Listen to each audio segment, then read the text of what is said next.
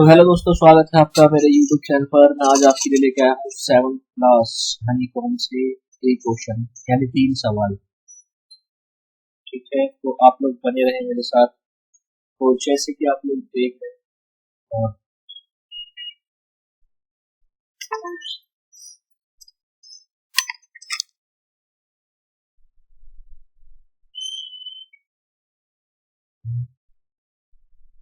3 question chapter से।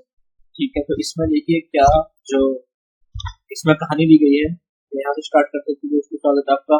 तो मेरे YouTube चैनल पर आप लोग मेरे साथ बने रहें। तो देखिए जो चैप्टर का जो नाम है वो है 3 क्वेश्चन, जैसे कि मैंने अभी आपको बताया। तो आपके लिए पढ़ने के लिए इससे पहले एक राजा के 3 प्रश्न हैं और उनका उत्तर ढूंढ रहा है। तो उत्तर ढूंढ रहा है प्रश्न का। एक राजा का कोई वह होता है जो वह चाहता है।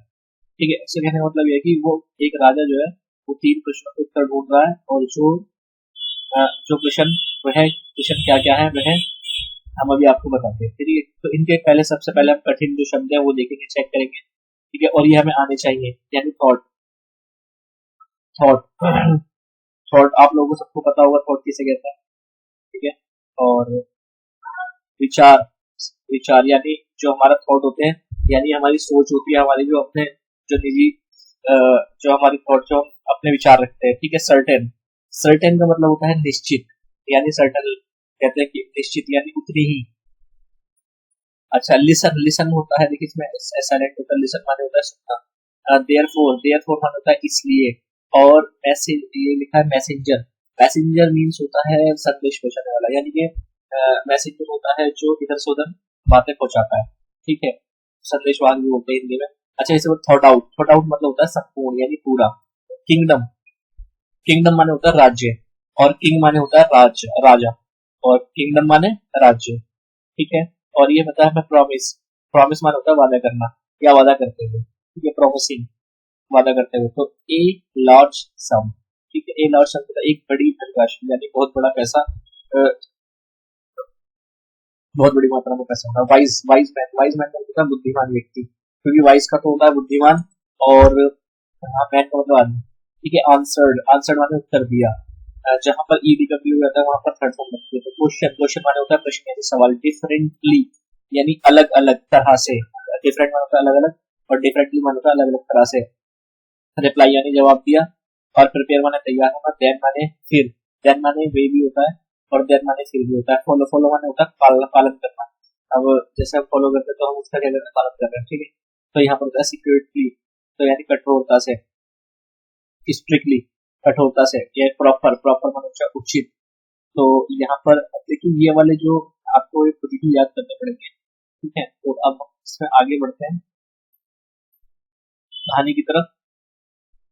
कहानी कुछ ऐसे है कि यहाँ से थोड़ा सा स्टार्ट करते हैं। हिंदी अखबार एक बार, हिंदी अनुवाद यानी कि हिंदी में भी। ठीक है, एक बार राजा के दिमाग में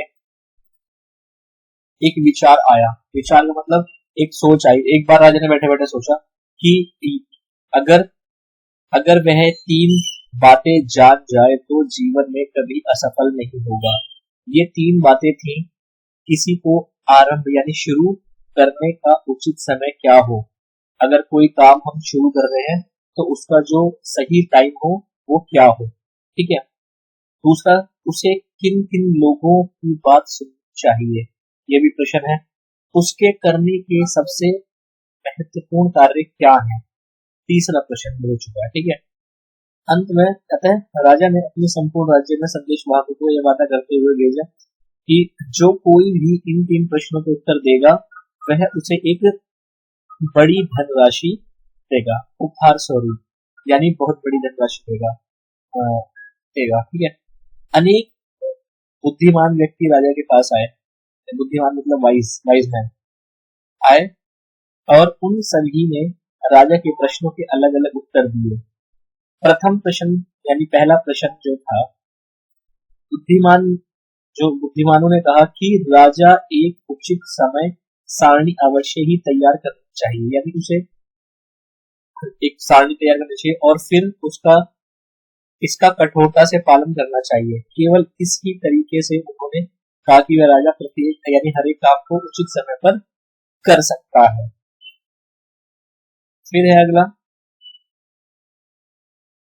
अलग बुद्धिमानों ने कहा, यानी और दूसरे बुद्धिमानों ने कहा, दिमागदार व्यक्तियों ने कहा कि किसी भी काम को उचित समय का पालन में पहले उचित समय से पहले पता लगा लेना संभव था कि पहले में सारी जो भी जानकारी कार्य को राजा देखना चाहिए।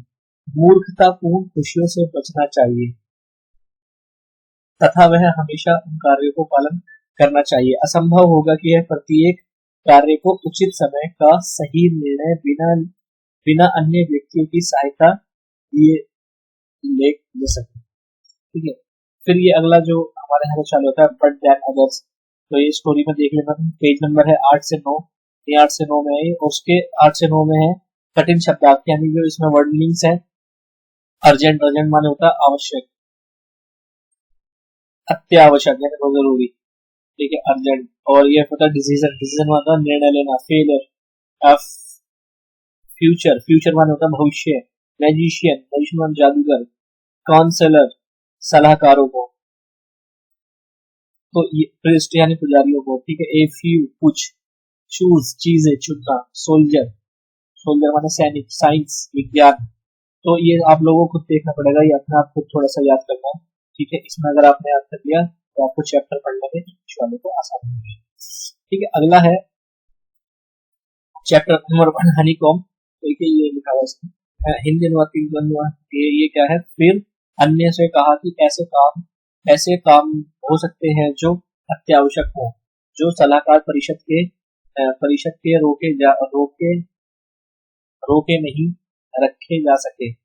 किसी काम का करने का उचित समय निश्चित के लिए भविष्य में देखना आवश्यक होता है, और केवल जादूगर ही यह कार्य कर सकते हैं। राजा को इन जादूगरों के पास जाना पड़ेगा।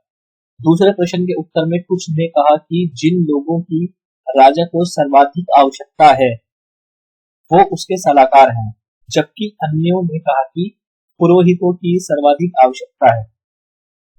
कुछ अन्यों ने चिकित्सकों की आवश्यकता होने को चुना, और फिर भी अन्यों ने कहा कि राजा को सैनिक सर्वाधिक आवश्यक है।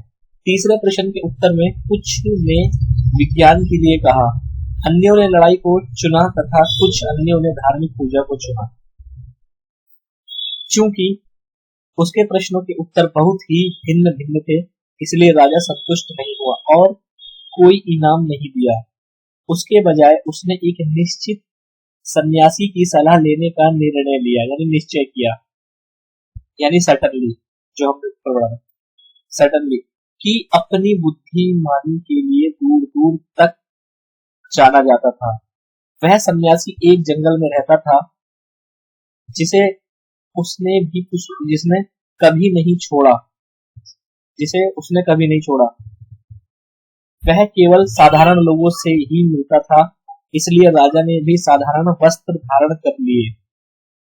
उस सन्यासी के आश्रम में पहुंचने से पहले राजा ने एक घोड़े को अपने अंगरक्षक के पास छोड़ दिया और अकेले ही आगे गया। जैसे ही राजा उस सन्यासी की झोपड़ी में आया, उसने सन्यासी को अपनी झोपड़ी के सामने जमीन खोदते हुए देखा। सन्यासी ने राजा का अभिवादन किया और जमीन खोदना जारी रखा। वह सन्यासी वृद्ध, बुढ़ा एवं कमजोर था, और चूंकि एक कार्य कर रहा था तो वह जोर जोर से सांस लेने लगा। अब जो है वो है page number the king band, राजा गया सेट द हर्मी, यानी पेज नंबर 9 और 10 में है। इसके कठिन शब्द हैं, ये हमें पढ़ने चाहिए ताकि इससे हमें इंग्लिश पढ़ने में आसानी हो जाए, ठीक है। जैसे ये शब्द है अफेयर, यानी कार्य, अफेयर्स, और ये स्पैड, फावड़ा, हग, डग यानी खोदक, जो डग माने होता है खोदना, हैड डग खोद चुका था। क्यारियां, बैट्स।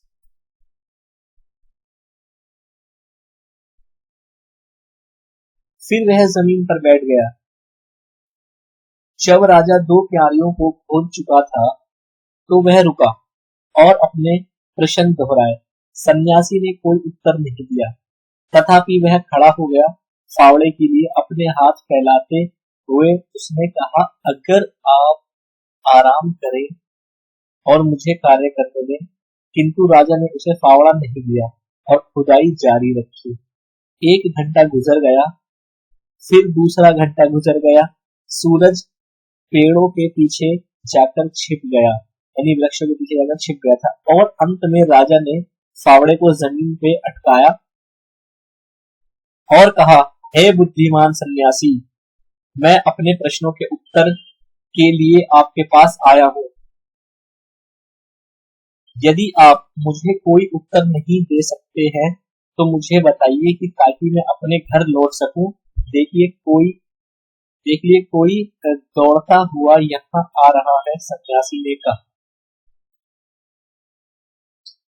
कठिन शब्द पेज नंबर 10, 11 और 12 अब जो हम पढ़ेंगे वो है अब आगे हिंदी अनुवाद के। ठीक है, अब ये हिंदी अनुवाद जो है, राजा के पीछे को घूमा और एक दाढ़ी वाले व्यक्ति को उसने उसकी तरफ देखा, दौड़ते आते देखा।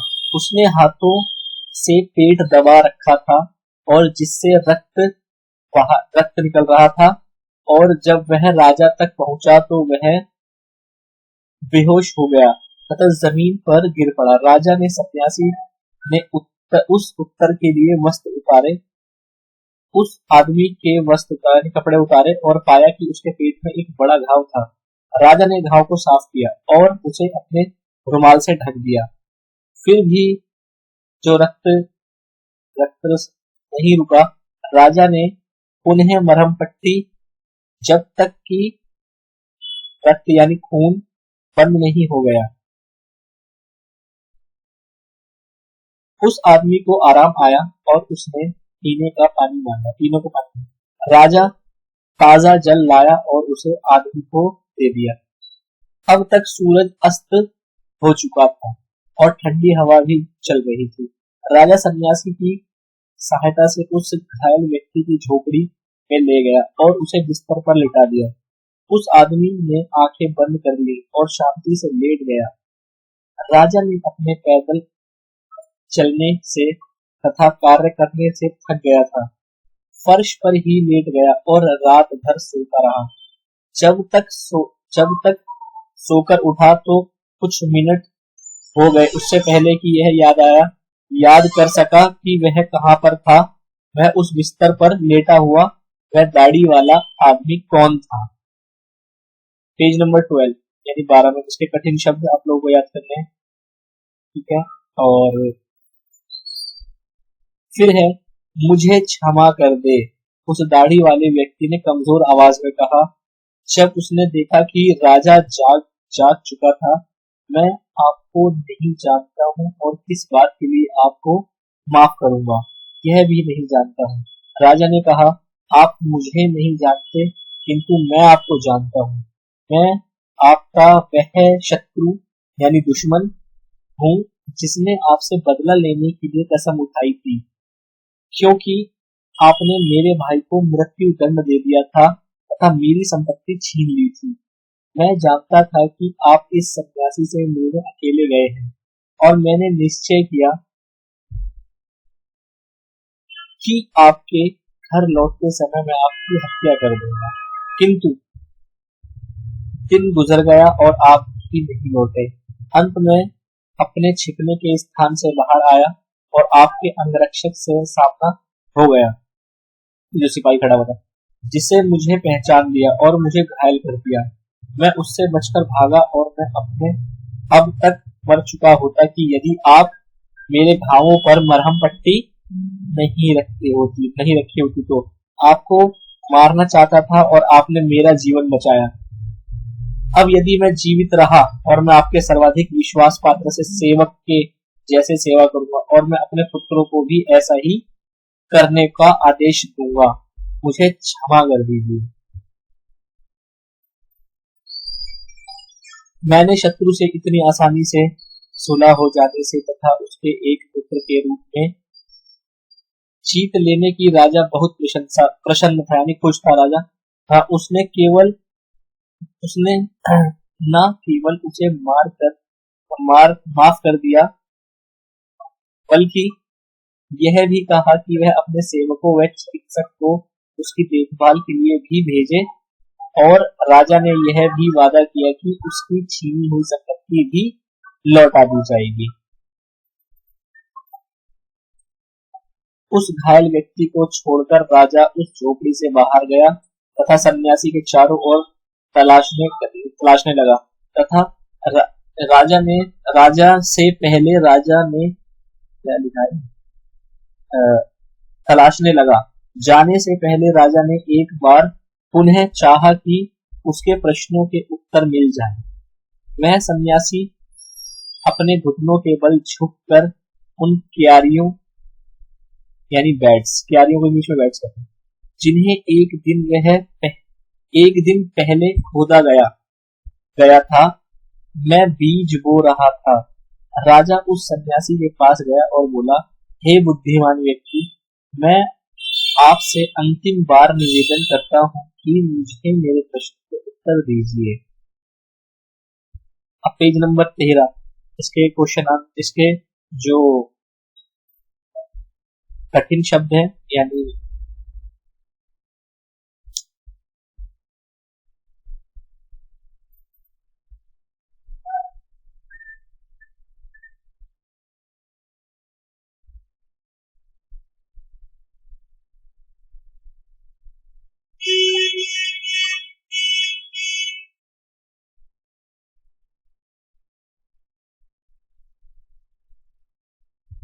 यह सर्वाधिक महत्वपूर्ण होता कि क्योंकि यही वह समय है कि जिसमें हम कुछ कर सकने की क्षमता होती है। यानी सर्वाधिक महत्वपूर्ण व्यक्ति वह होता है जिसके साथ आप वह विशेष समय कर रहे हो, क्योंकि कोई यह नहीं जानता कि भविष्य में क्या होगा और यह क्या आप किसी अन्य से भी मिल पाएंगे।